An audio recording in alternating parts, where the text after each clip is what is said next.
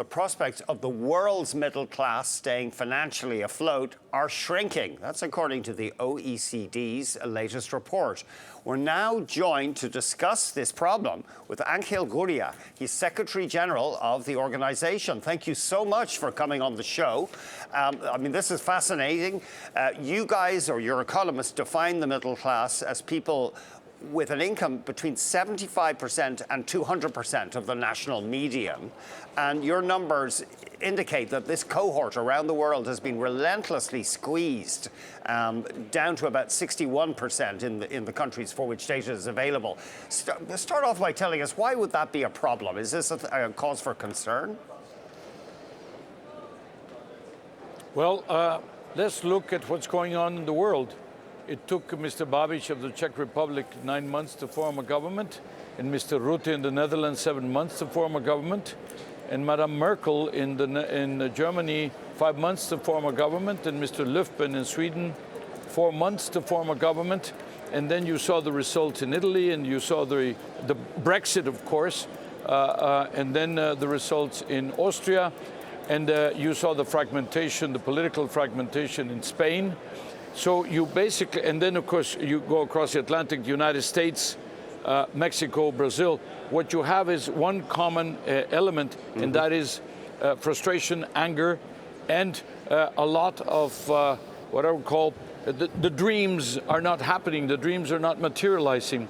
This is what is, we all said, we all describe ourselves as middle class, and we all want to be part of the middle class. We want to increase the middle class, and the middle class is what provides the stability, is what they pay most of the taxes. They pay for the education, for health, etc. Now, and this is being eroded.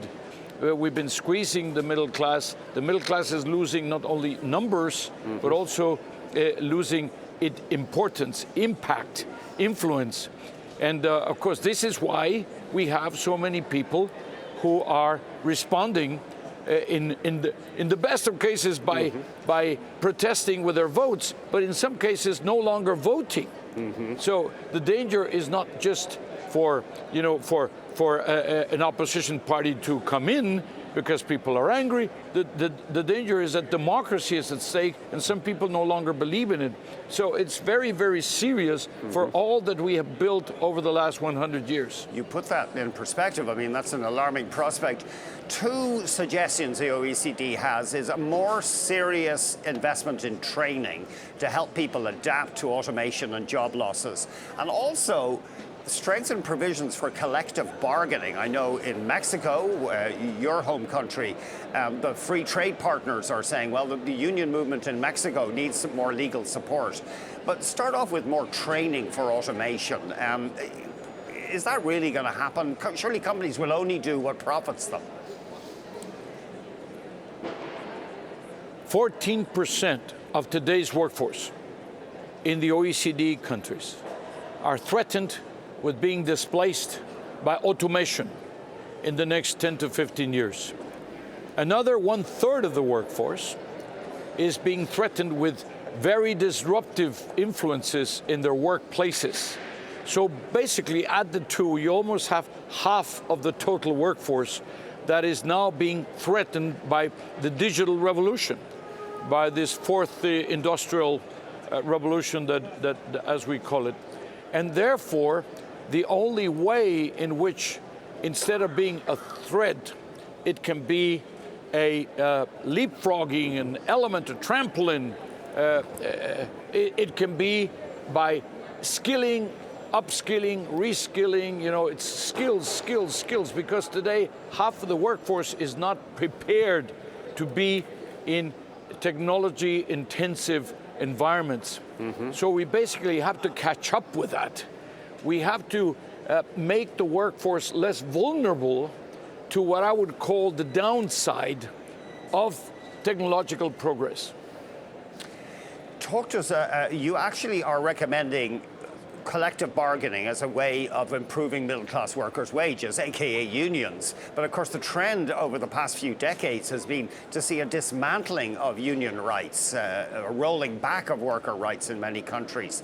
How could that tide be turned?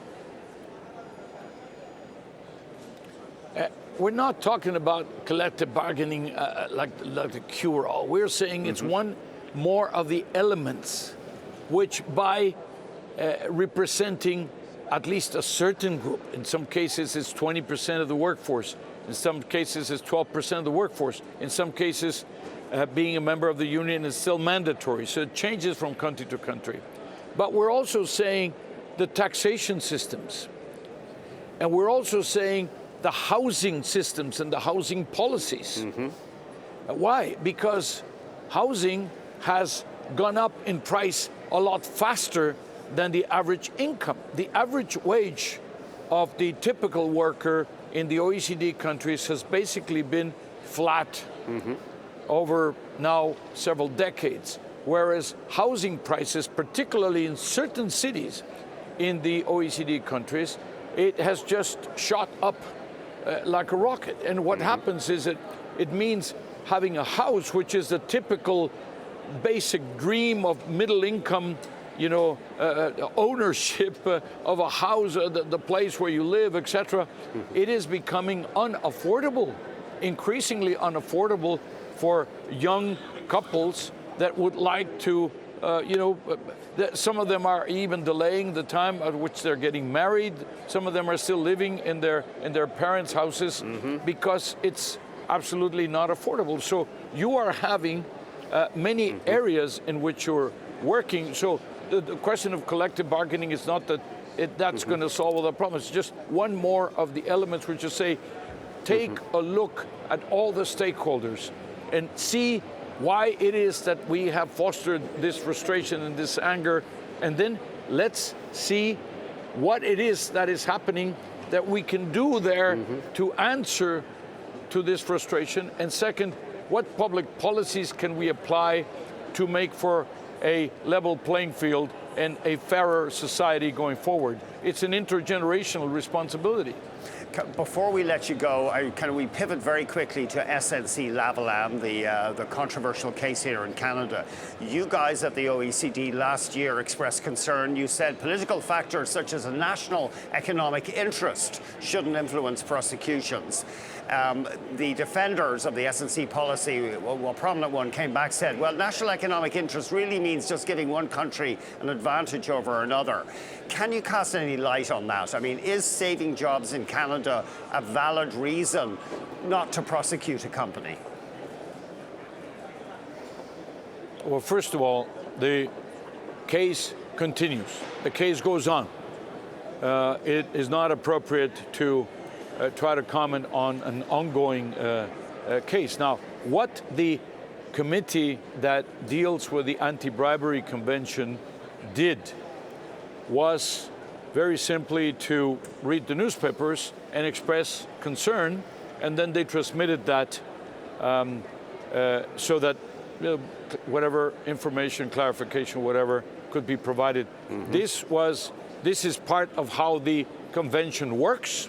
What they did was what the convention says they should be doing, and these are all the members of the OECD, not the OECD Secretariat, not the OECD officials, but the member countries of the OECD who decided, given what was going on in the news all over the place, basically to ask what was going on. And, well, I think we've received information. We also know that it is going on. So the Canadian government is going to keep the OECD and the committee informed on that subject. So process was observed, and it's still going on. Thank you so much for joining us today.